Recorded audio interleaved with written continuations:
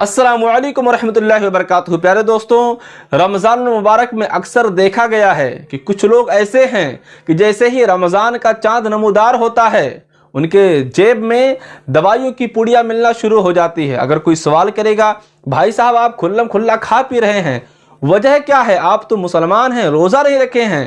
भाई साहब हम उनको दिखा देंगे, भाई साहब देखिए मैं बीमार हूं और मेरे साथ दवाइयां भी हैं। लेकिन आइए हम जानते हैं कि किन किन सूरतों में, किन किन बीमारियों में हम रोज़ा तोड़ सकते हैं और किन किन सूरतों में हम बहाना करके रोज़ा अगर तोड़ेंगे तो हम गुनहगार होंगे। जी हाँ दोस्तों, आइए हम इस बयान को मुकम्मल सुनते हैं और जानते हैं कि किन किन बीमारियों में हम रोज़ा तोड़ सकते हैं।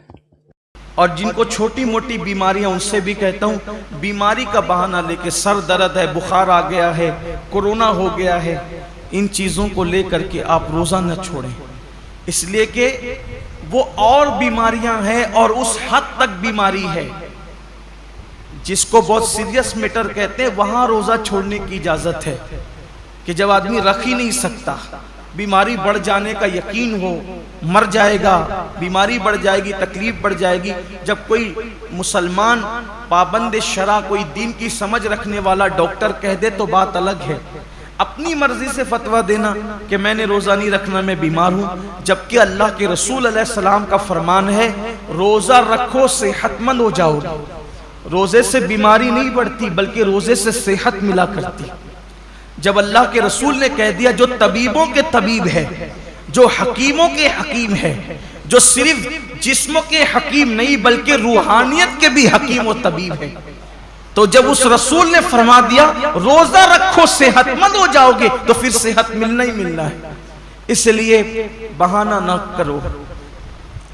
एक हदीस पाक और याद आती है, फरमाया गया हर किस्म, हर चीज की ज़कात है, हर चीज की। जैसे माल की ज़कात, जिसने माल की ज़कात दे दी उसका माल अल्लाह के किले में महफूज हो गया, अब उसके माल को कोई नुकसान नहीं हो सकता। ऐसे ही जान की भी ज़कात है, जिस्म की भी ज़कात है। तो जान की ज़कात क्या है? मेरे आका अलैहिस्सलाम फरमाते हैं रोजा ये तुम्हारी जान की ज़कात है, तुम्हारे जिस्म की ज़कात। मतलब जो लोग रोजा रख लेते हैं अब उनकी जान भी अल्लाह महफूज कर लेता है, वो मोहलिक बीमारियों से, मूजी बीमारियों से महफूज हो जाते हैं। आप देखिए अल्लाह के औलिया, आज जितनी कसरत से बीमारियां हैं पहले नहीं थी, और जो बीमारियां आज है वो पहले नहीं थी। क्यों? उस दौर में लोग सिर्फ रमजान शरीफ के रोजे नहीं रखते थे बल्कि महीने में 13, 14, 15 तारीख को भी अक्सर मुसलमान रोजा रखते थे। 3 रोजे तो महीने में रखते ही थे मुसलमान।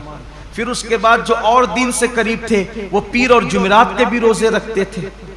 फिर मौका ब मौका आशूरा का रोजा, ये रोजा, वो रोजा, यानी जो मौका आया उसके बहाने से रोजे रखते थे। इसलिए ये बीमारियां उनको नहीं थी जिन बीमारियों में हम मुब्तला है। क्यों? क्योंकि वो जिस्म की ज़कात निकालते रहते थे, और जब ज़कात निकलती रहेगी तो जिस्म महफूज होता रहेगा। हम समझते हैं कि खाने से ताकत मिलती है, ताकत खाने से नहीं मिलती, खाना तो एक बहाना है। फरमाया गया कम खाना ये सेहत, इंसान को सेहतमंद करता है, कम ग़िज़ा इंसान को सेहतमंद करती। हम खाने के लिए पैदा नहीं हुए, खाना हमारे लिए पैदा हुआ। बुजुर्गों ने फरमाया जीने के लिए खाया करो, खाने के लिए जिया मत करो, अल्लाह के लिए जियो। ये इंसान की सोच और फिक्र होना चाहिए।